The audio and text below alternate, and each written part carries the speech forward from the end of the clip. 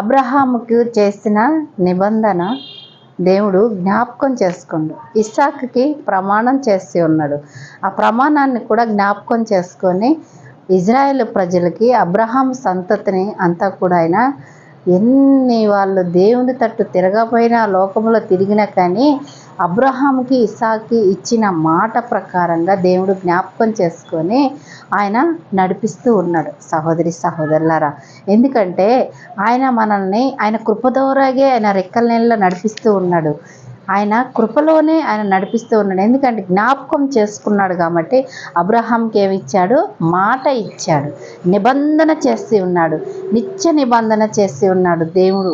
ఎందుకనంటే ఒక మానవుడైన మనతోటైనా నిత్య నిబంధన అబ్రహాంకి చేసి ఉన్నాడు. ఇస్సాకుకి మాట ఇచ్చి ఉన్నాడు. సహోదరి సహోదరులారా, ఆయన మాట ఇచ్చి నెరవేర్చుకునే మన దేవుడు. మనం ఆయనకి ఇష్టంగా నడిస్తే మనల్ని కూడా దీవిస్తాడు.